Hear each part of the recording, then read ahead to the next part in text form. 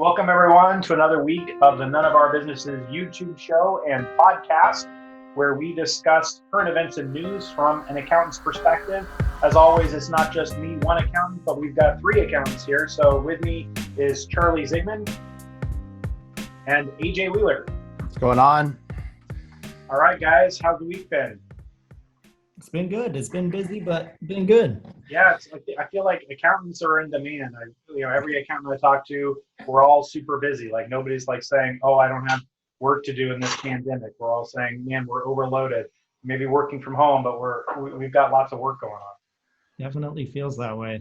It's true from here too. Well, who's got the first article?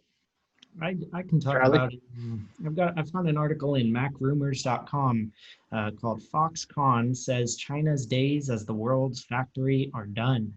And so the article is about how changes are happening in the supply chain of Foxconn, which is the company that Apple contracts with to make all the iPhones. And so basically they're trying to shift production capacity so that they don't have all of their production capacity happening in China.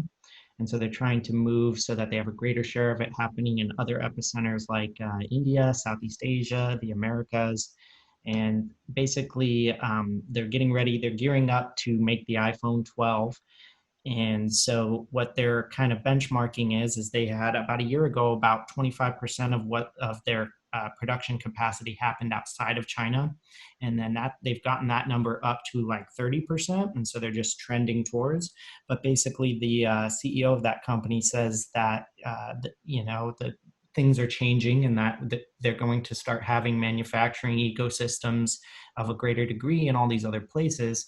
And so I guess I want to get your guys' take on whether or not you've noticed this trend with anything that you buy or with any of the businesses that you've worked with about trying to migrate activities away from China, or if you've noticed this trend at all. Actually, I don't know if you could possibly move more than what they've moved already. It's possible. I don't know. I'm not a supply chain expert or anything. But from my understanding, from what I've read, is a lot of the raw materials based, especially around electronics, are centralized in like China and India. So I don't know how far out of China and India and that area, the Middle East kind of, you can get for like raw materials made in electronics, like precious metals, etc. But with that being said, I have worked with companies that have looked to either like say Canada or Mexico, not because they didn't want to work with a Chinese partner, but because they wanted to be able to manage the separate manufacturing area easily, and to fly to China versus fly to Mexico and Mexico and Canada, it was easier. It was an easier financial, decision to make a plane ride either of those places to review operations or to check in on, quality assurance and that kind of thing, or even just to hammer out the agreement. So, and they said that they got competitive bids, from all three, and that in fact then the shipping charges and duty charges coming from China kind of outweighed the other parts of them working with either a Canadian or a Mexican counterpart. So I don't know. I mean, I guess it's possible, but it probably depends on industry too. The company that I was involved with was not technology focused, so it was more of a consumer durable good or consumer like luxury brand. So I don't know. I'd like to get Ty's take, maybe see if he has any experience or thought on it. Well, I was just curious if, not having read the article myself, did they mention anything about the geopolitical situation causing this? Was it, was that one of the reasons? Yeah, they talked about both the U.S.-China trade wars and also coronavirus and its impact on the flow of everything. And so there was some mention of it for sure. Yeah, I mean, I know that a lot of the Foxconn factories are located in a city or in the area of this place called Chengdu, which is on the western side of China. I had the opportunity to visit there. My younger brother at the time worked for the State Department in the U.S. This was, many, many years ago. And actually visited the U.S. consulate that was there. And so I took just kind of that passing interest in the news that when China was kind of doing tit for tat for the U.S., they shut down the U.S. consulate in Chengdu, which is kind of the same location that that these factories are. So yeah, I wonder how much of a coincidence the announcement of shutting down the factories is to that fight of shutting down our U.S. consulate in the area, or if it may not be directly related, but indirectly related in just the overall political environment as you described it.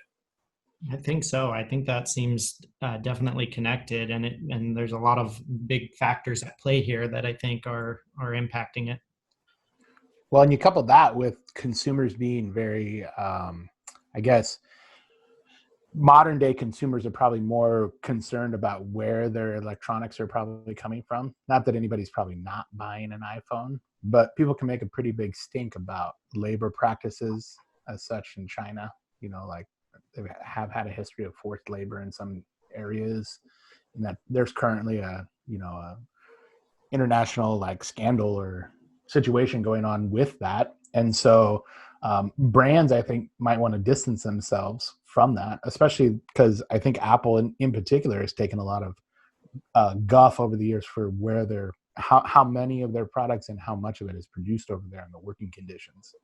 So that's probably a contributing factor as well, trying to move a large operation like Apple's Foxconn stuff out of China. I mean, I could tell this great story that was in the news about that area that was just this weird intrigue. Yeah, I probably will get some. I might get some of the facts wrong, not remembering everything. But this was also years ago. But it was just intriguing because I had visited the area, and so I kind of knew some of the areas they were talking about. And they had there was So I mean, and it was just like an example of how China actually operates in today's world. It's like you've got these like it's still kind of this feudal society where you've got these kind of big bosses over big cities and areas, and then they kind of roll up into the Politburo in Beijing, and but often kind of within their local areas, they literally can get away with murder just kind of doing their own thing unless Beijing takes notice of what's going on. And so and this was just in the world news at the time that I was following it, but there was like this British national who was some kind of wheeler and dealer. It sounded like maybe a journalist. I'm not sure about what he was, but he knew or had a relationship with either the head boss or I think the wife of the head boss of the area that Chengdu is in, the bigger province that it was in. And he died, and there was some kind of intrigue that this British national may have died, maybe that the wife of the head guy of that area may have had something to do with it. And I don't think I ever heard whether that was resolved or not.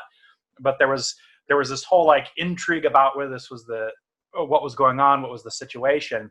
And apparently one of the underbosses kind of involved in like the head of security locally in that Chengdu area or whatever, had some information on this and was afraid of the local authorities and the big boss in the area. And so he retreated to the U.S. consulate there. He literally, like, I think the news was something like he literally like jumped over a wall or whatever to basically get inside the U.S. consulate and be protected from local authorities and essentially the local boss in there.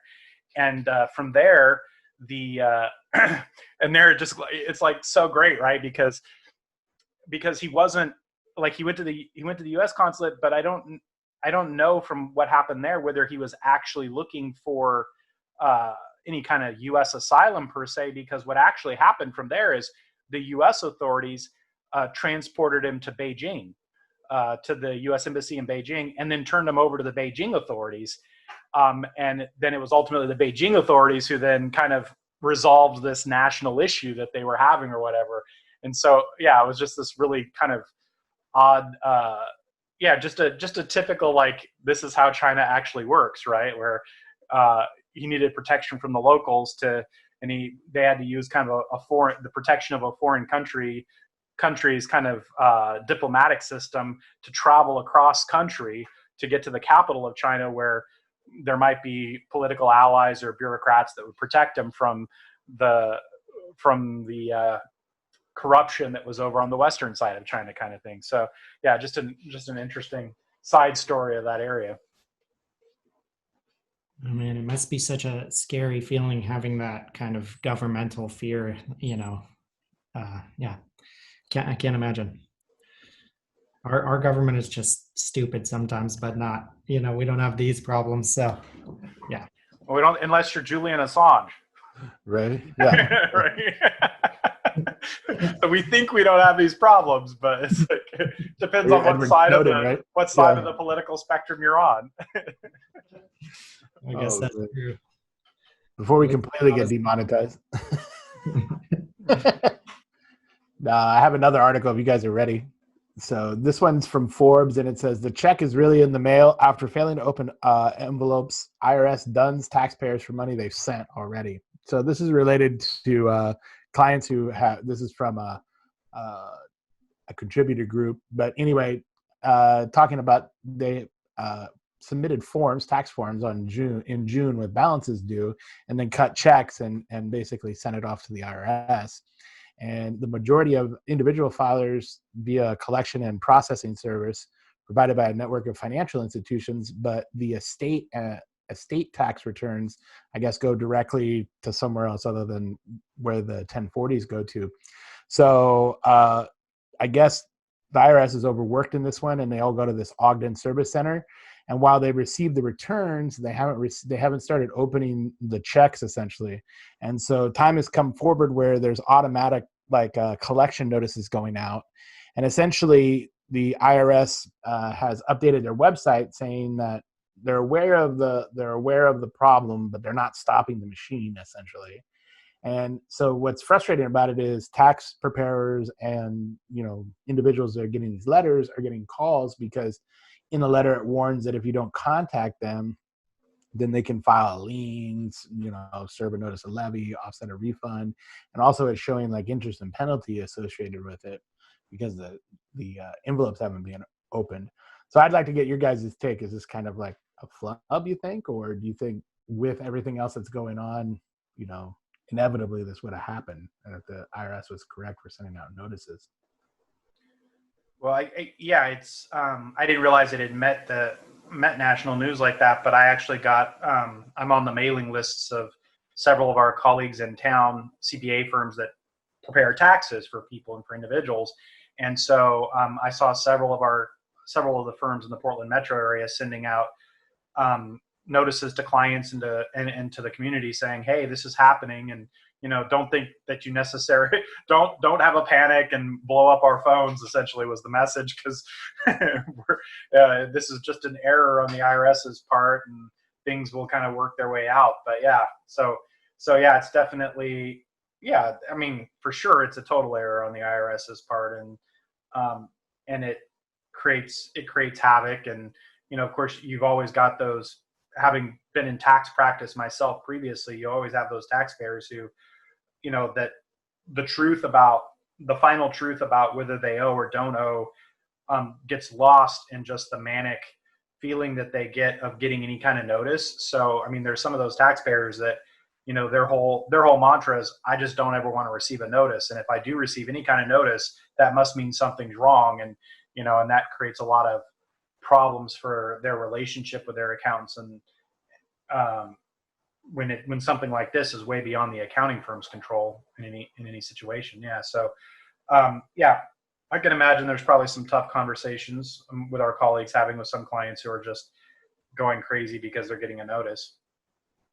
You would think the IRS would be more all over this problem because it's like such a cash collection and a cash flow issue for them, that the cost of having a room full of checks is so ridiculous that you would just go ahead and do whatever you needed to do to get them cash, which I know is easier said than done.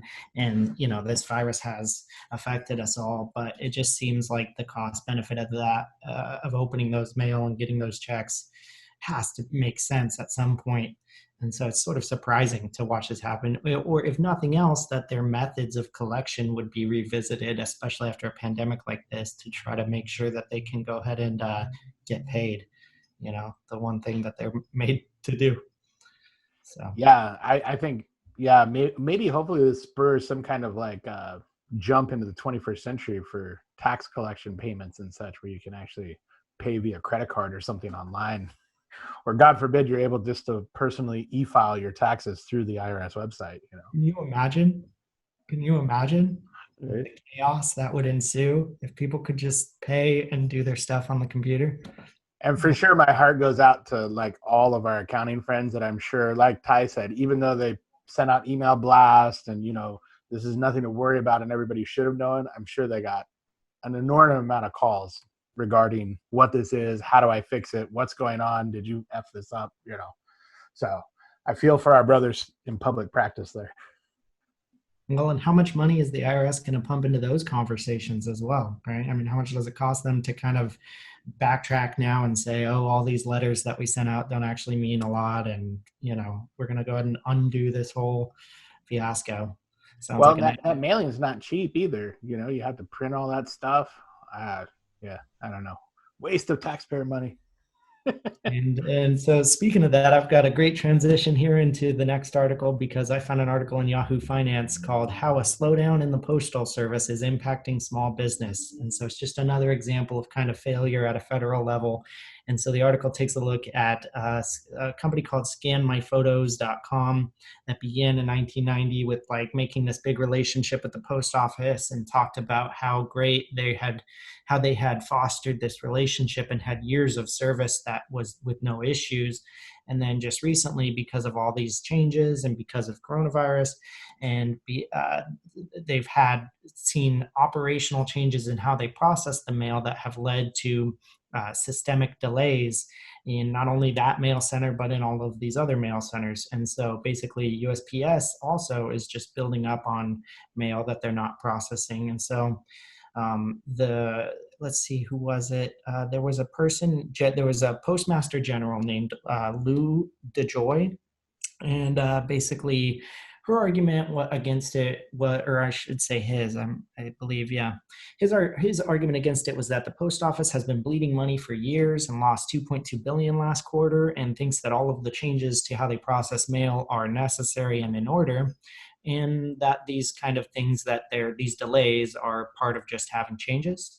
And so I guess I wanted to get your guys' take on whether or not you think that the price of mail needs to rise, or whether or not changes in USPS are in order to suss out the loss that they are experiencing.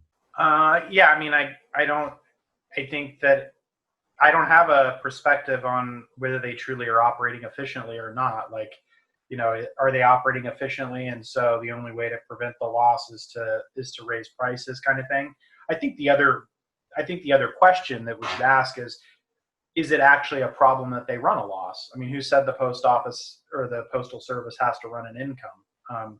And I think, yeah, there's fees associated with that service, and so it kind of implies that, oh well, the revenue from postage is supposed to support the postal service, but there's a lot of public good that comes to having a nationalized postal service.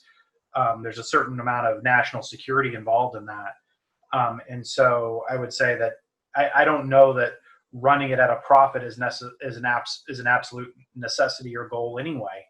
To that point, I mean, my gut intuition is that most government bureaucracies, most any bureaucracies, have a tough time running efficiently, government or otherwise, but certainly government bureaucracies really struggle with that. So it would be a phenomenal feat if it was true that the post office actually was running efficiently, and that the only thing necessary was to raise postal fees in order to get them to break even. It's likely there's a combination of both. Maybe fees do need to go up, but maybe there are some efficiencies that could be gained in their operations as well. But who am I to say? I mean, I think you'd have to take a pretty in-depth view of postal operations to really figure that out. Yeah, and I've had to say, I think it goes back. I'm wondering in my head if the Postal Service, from a letter writing and kind of mail delivery system, will ever become obsolete. Now, I know the transport of goods, like through the mail, like an Amazon or any of those kind of parcels or consumer goods, transporting freight to your house, I can see. But I'm wondering when the individual bill and like letter collection and such will go the way of, the Pony Express, with everything being online now. So yeah, I'm kind of wondering, and then I'm wondering, then is that more of like a as opposed to like something that the government should be involved in, like the delivery of mail or IRS letters or something like that.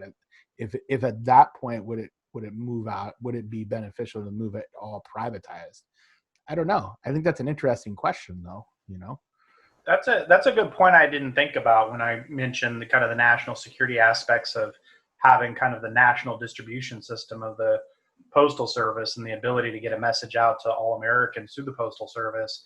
The fact that, yeah, I mean, we do have like these more modern methodologies. And so, even if you're really thinking outside the box, could you take the budget for USPS and put it towards securing and maintaining the digital infrastructure that would make it so that, because the argument would be, well, yeah, in theory, you could just email everyone or provide some kind of digital alert, in the case of a national emergency, but in a real national emergency, your digital networks may be down or they may have been attacked, and so then having kind of the old physical network through the U.S.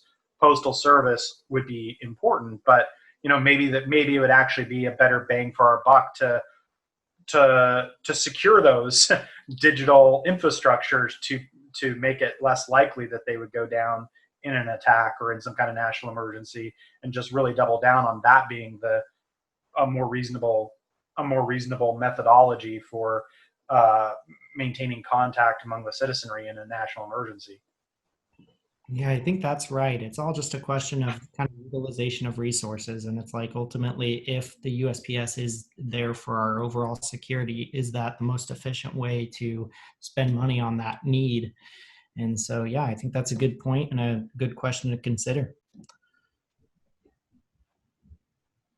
Yeah, and I'm wondering if they would ever switch kind of like the way the postal service is looked at to like an internet provider, like a national internet provider. Kind of, I see what like Ty's talking about, like an infrastructure of the web. Yeah, because I mean, there's a certain irony to the fact that we're afraid that we can't hold elections properly through postal mail, when that's actually like generations behind the technology that we should actually be able to hold elections through. I mean, theoretically, and when you think about it, why can't we hold elections through the web, right? Why can't we do it through an online form or a digital means? And we don't even go there. We're like, well, that's crazy talk, right? I mean, we're worried that we can't even do it through a paper ballot in the mail. So that's, yeah. Well, it harkens back to a discussion we had on the podcast long ago, just about using an inferior means of communication to try to achieve security. We talked about the floppy disks to launch the nuclear missiles and all these different things. And so, yeah, I think it's kind of a theme that we're seeing. All right, I got another article here. This one's from the Wall Street Journal. That ironically I had to get through Fox because I don't have a subscription to the Wall Street Journal. So remote work is reshaping San Francisco as tech workers flee and rents fall. And so the article kind of details how the pandemic and working remotely is causing, and we've talked about this on the podcast before, but that everybody's fleeing. And this one centers around San Francisco. And there was some kind of surprising notes in here, like they called it a hot parking spot. There's a parking space in San Francisco that goes for $100K a month. So, I mean, rents are astronomical there. No, sorry, $100K a year. My apologies, not a month, but $100K a year still is quite a bit of money. And so the rents are exorbitant. Everybody's working remotely, and a lot of people are fleeing. And so they're basically saying, and they go through, kind of the rents are falling as well. People are taking $250 off a month of their rent if they stay longer. So I would just kind of like to get your guys' take, and we've talked about it on the podcast before, but these really high price areas, especially in the tech sector, I can see probably these people moving away. We've talked about Google kind of allowing their employees to work through the rest of 2021 remotely. So I'm wondering what you guys' take, and whether this is going to cause maybe San Francisco to come back in line with maybe some more of the surrounding area as far as home prices and cost of living maybe, or if we really are seeing like a mass exodus of like the, central hubs and like large city kind of living that we've been used to. I think long term, I don't think so. I think when the pandemic blows over, I think that human nature will always put a premium on people being in person. And so I think that, I think for a while, and I don't know what how long the lasting effects, the legacy of the pandemic will be. It will change people's psyche about how they do things for a long time. And so, what we talked about in a previous episode was just this idea that, yeah, for the time being, a lot of people are moving out of urban centers, and it's decreasing the value of being in an urban center because the things that you would value about being there aren't open, or are open with such restrictions that they're not as fun, right? You're not going to the cafes and the restaurants and the late night bars and things like that in the downtown corridors of our society as much anymore. And so as long as that's the case, then being in an urban center is not going to be as attractive. And as long as you have to social distance in your meetings, and it's not considered appropriate to hold in-person meetings, then business isn't going to be conducted by cramming a bunch of people into conference rooms, or by people getting together over coffee or lunch as much. They're gonna rely on these tools like Zoom, like what we're doing now. But I don't think that this replaces. I don't think it replaces the real thing. I just don't. I think that I say that as somebody who kind of stands outside the norm, because I would say this is a fine replacement for the real thing for me, because I do see myself outside the norm in the sense that I've never needed as much of that kind of interaction as other people that are in my life, my family members, my colleagues. I've always noted that they seem to need that kind of in-person interaction way more than I do. But I think that's made me an observer of that fact, that people need that in-person interaction, and it's not. And while I don't need it, I've observed that other people really, really need it, and they'll go to. We see it now. We see people going to extraordinary lengths and taking risks and making excuses for why they need to get together in person, even during the pandemic, for reasons that aren't necessary. I had a colleague who was working on implementing ERP systems, and they were working with their ERP consultants. That's enterprise resource planning in for big companies, and this is a thing in big companies. You implement ERP systems. It's like something accounting people are having to do all the time, it seems like. And they were basically gearing up to do this in person for no actual reason other than just this ambiguous kind of intangible that, oh, well, meeting in person is just better than doing it online. But, actually, from all objective ways of thinking about it, the work could easily and should be done remotely, but just watching my colleague and them thinking through that process highlighted that point for me, that, man, they're really aching for working in person kind of thing. So no, I don't think this is a long-term thing that lasts forever. I think human nature is going to drive us back to being together and wanting to be in urban centers again at some point. Yeah, well, we're such social creatures, and like this whole thing has been hard on everybody, but we can't get away from the fact that we just feel that need for interaction. And, like you said, it's an individual thing. Some people are able to live without that. Some people crave it more, and some people are willing to take seemingly silly risks to achieve that end. And I'm not, one of those people, but I understand the psychological need for wanting to talk to other people in person. I just think that, yeah, it's a difficult thing to balance with, your own safety or the safety of others. I do think that this whole moving away from these epicenters, I think will have more lasting effects than than you might think, because I feel like people are going to change in a way. I feel like people are moving towards that direction, and I feel like this has accelerated it, and a lot of people are going to make longer term kind of choices to move to places that are cheaper to live due to circumstance or whatnot, and then it'll take a long time to sort of undo those things. So I think you're ultimately right. There's always going to be people who love to live in the city and whatnot, but it just seems like this will increase the popularity of suburbs and of urban sprawl and of all these other kind of not issues, but these other, ways that people go about moving away from the epicenter. I agree 100% with what Charlie just said. I think that I think that people are reacting right now to the current conditions, and they're making choices that are not going to be easy to undo. And so, after the pandemic blows over, I think there will be a legacy time period of where it takes a while before things kind of go back to the human nature of people wanting to congregate more together, because the cost of changing again will be too high for a lot of people. So yeah, I definitely think that's the case. There'll be lasting legacies from this pandemic that aren't easy to undo because of decisions that are made during the pandemic. And I might mention, though, if you have the capital to do so and you ever want to, I think the pandemic could be a good opportunity for some people, where if they're moving, if you've ever wanted to live in a city and own something in a city, now it might be the time, or, in the near future, to make that happen at a reasonable price comparatively to, say, even a year or two ago. So it might be an opportunity for some people from the opposite side of the fence.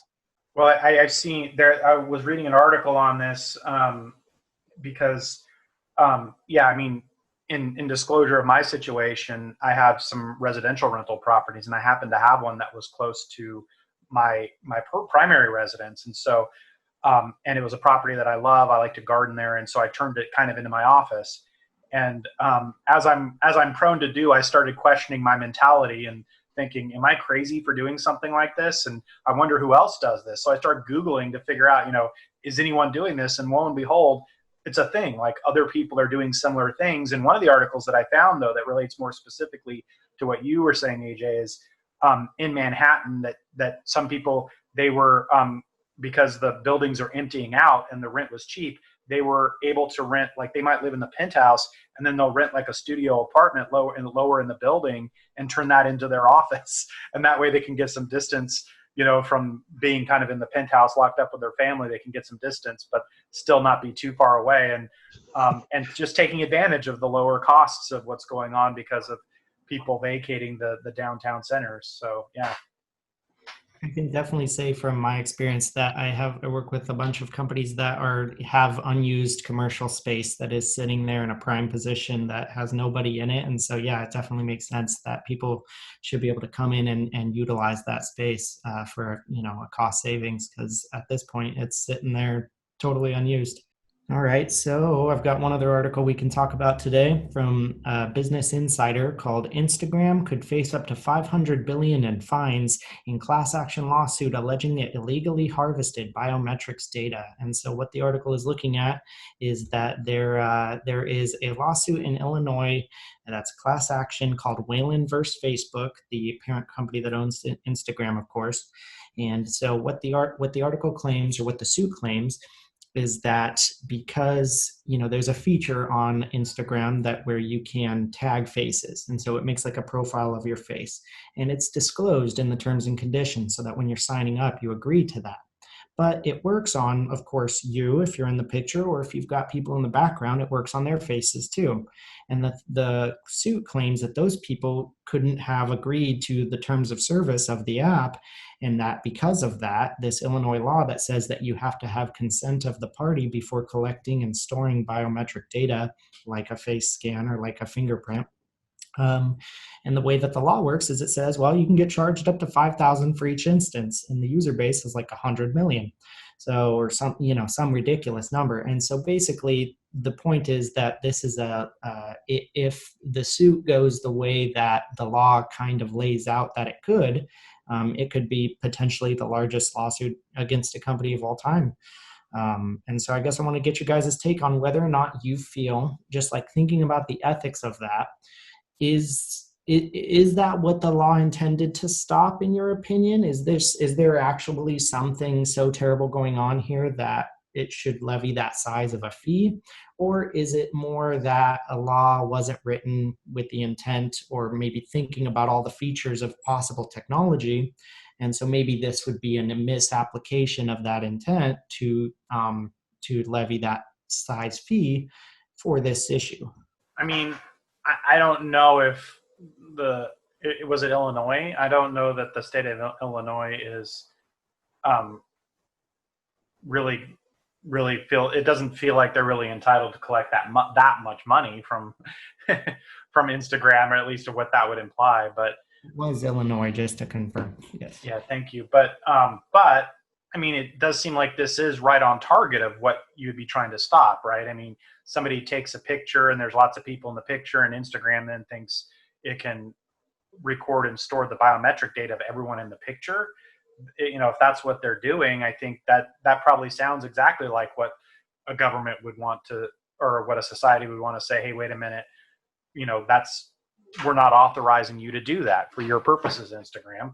And, you know, and if the technology doesn't exist, or if the technology basically is limited such that you can't collect biometric data on the primary subject of the picture without also collecting it of everyone else in the picture, that feels like Instagram's problem to me. You know, I mean, I would say I'm kind of with the state on this. I don't think Instagram has the right to just collect this biometric data on everyone that happens to be in the picture of a user. And just to add to this, because I see your point and I agree with you, just to make it even worse, the suit claims that not only do they use it in Instagram, but they then use it on their other products, like on Facebook. So you can have this extra annoyance of like, you're not, you know, you're some guy in the background of a picture, and it's all, you know, it somehow affects what you view on Facebook. And so, Yeah. I mean, I don't know exactly how this technology works, but I'm just imagining that if I'm in the background of a picture and Instagram collects my data, that means they've got facial recognition capabilities on me for whatever use them and their corporate affiliates want. And I don't think they inherently have that right to collect that data and have that on me. So I think, yeah, although it sounds like, you know, at first I started thinking, well, gee, Illinois is just crazy to think they can get that much money. I mean, if that's what it takes to stop a big company from going way out of bounds with something like this, then maybe so. Part that I found most shocking was it was included in the use of terms and service, and people actually agreed to it. I mean, I know for myself, I read through every single letter of that to make sure. Of course, I'm kidding. Nobody reads that shit. Of course, they click right through. And of course, it's included. You know, why wouldn't it be? I mean, that's a different issue. How many of the Instagram users who are the primary subjects of their pictures are having their data stored because they agreed to allow for it, and they don't even know that, or they don't understand that? There's probably a lot of those folks too. But this Probably is the more vast majority. Yeah. But this is more egregious than that, right? This is hitting up all the people who didn't necessarily agree to Instagrams.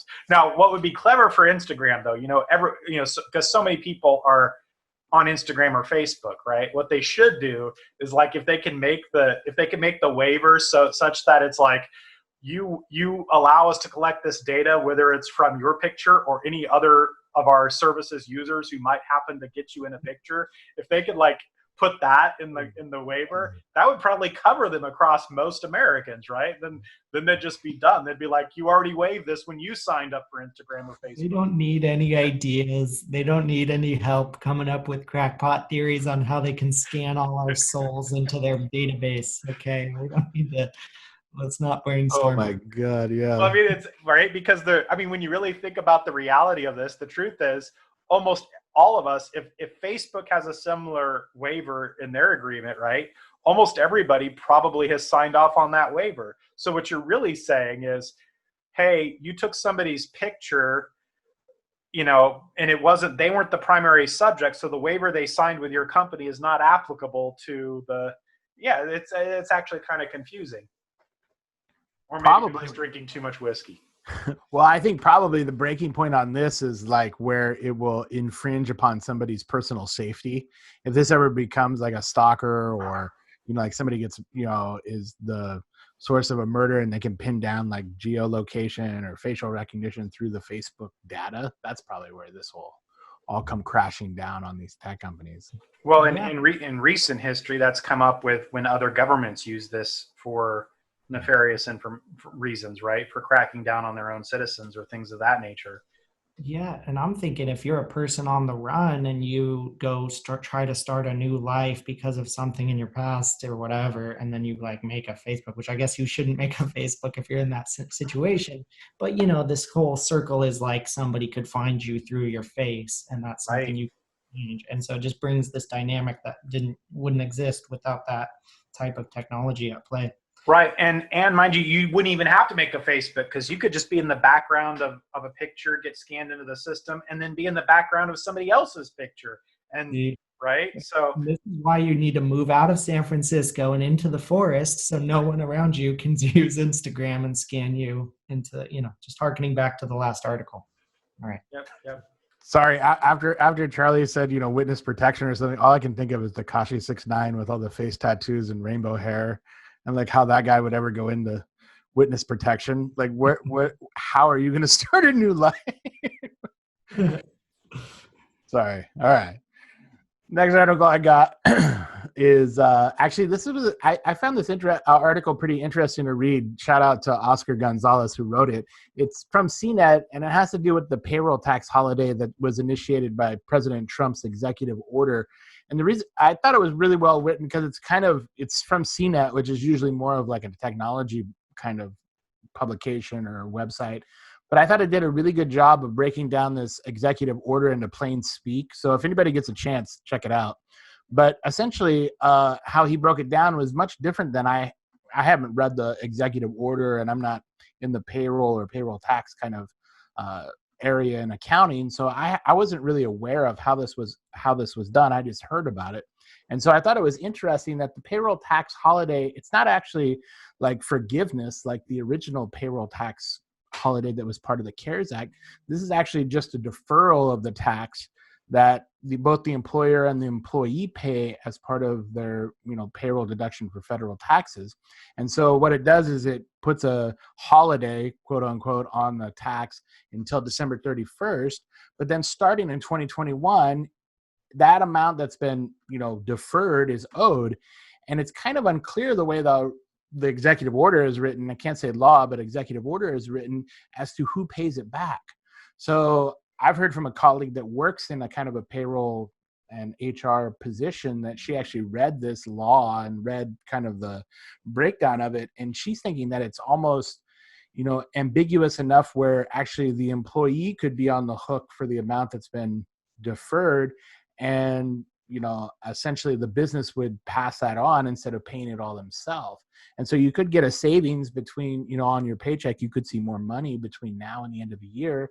But then come January, they're going to start kind of taxing you more to make up for the amount that you deferred back through these 6 months 4 to 5 months that the holiday's in.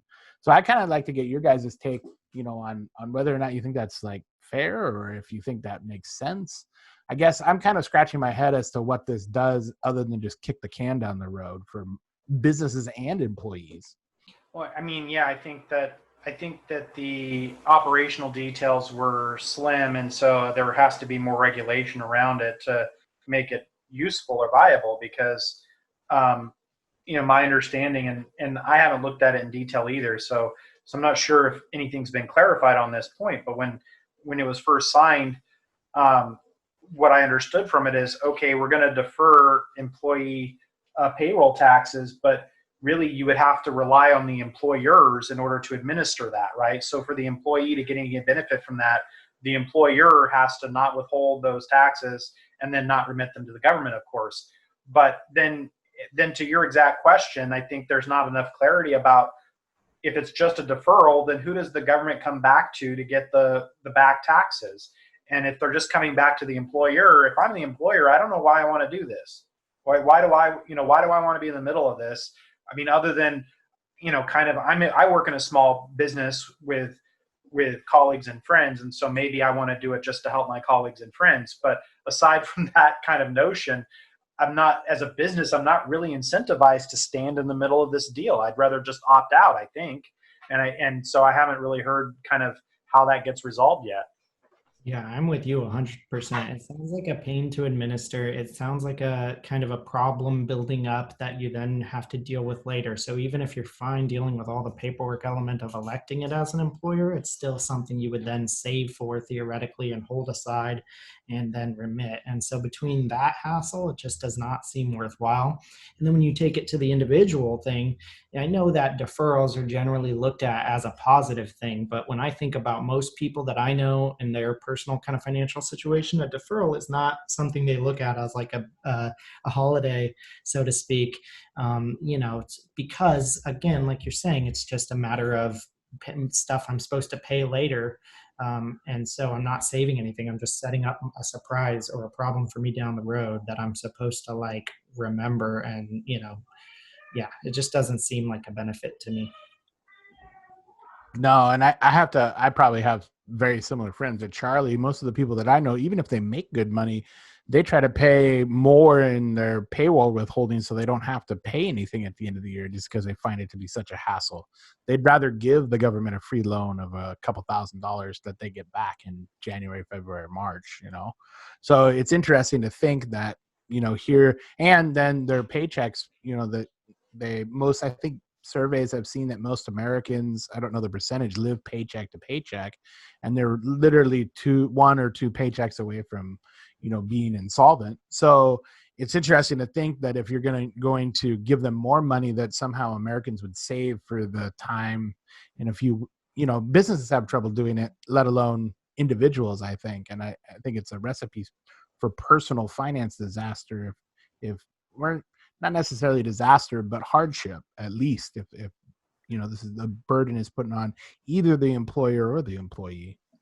Yeah, it doesn't, I think any deferral type actions to me do not make a lot of sense unless it's truly something that is absolutely short-term in nature, right? So, and I think about this in the context of the other great debate out there is rent and mortgage deferrals, right? Banks were directed to provide for mortgage deferrals if you couldn't make your payments. There's a lot of discussion about, we need to put some moratoriums on the people being kicked out of their places if they can't make rent. So rent could be on deferral. And I think that, if you go back to like March, when people really didn't know how long this whole thing was going to last, the public was thinking, well, if we just hold our breath for a couple months, maybe it'll be out. The idea of putting a moratorium on rent and deferring rent for a couple of months until things kind of self-corrected might have made some sense. But as this thing is drug on, when you're talking about rent or mortgage payments, and I know this is not going to be very popular to a lot of people, but deferral isn't helpful because the reality is that if people are out of work and not making money, or businesses are not making as much money for months on end, for 6 months, 8 months, 12 months, 18 months, that's a permanent loss. It's not a temporary loss. It's not like the money they didn't make during that period, they're going to just make it up when things go back to normal, right? And so what you're saying is, well, we're going to defer rent and we're going to defer mortgages, and maybe we're going to defer taxes, like in this case. And then when the pandemic starts to slow down or things blow over and things go back to normal, you're supposed to, at that point, be able to handle your normal rent, your normal mortgage, plus pay all the back rent and back mortgage from, right? It's not, you didn't get double the income just because the pandemic was over. At best, if you're out of income, you might get back to where you were before the pandemic, right? But there's no reason to believe you're going to have double the income after the pandemic. So how would it make sense that you're going to be able to cover double the mortgage, double the rent, double the taxes? So I'm totally like, these deferral programs to me they're just nonsense, because we're not covering an acute emergency anymore. We're covering a long-term chronic pandemic. So I'm not saying I don't believe in assistance, but we got to be looking at permanent assistance, that we're not talking about it as if we're going to somehow do something temporarily and then reverse it when the pandemic's over. That's just not practical. And even if you say that you should have saved your deferred rent in that situation, and then you saved it, and so the answer is you saved it and so you have it, then the answer is why would you have what did the deferral benefit you by having money in savings that you knew you couldn't use during that time? It serves no purpose, so therefore the benefit is nil. So yeah, just to kind of expand on that point. Absolutely. All right, everybody. Thanks for watching. Thanks for listening. This has been the None of Our Businesses podcast, and we'll be back again next week with more articles about business topics. Thank you. See you, everyone.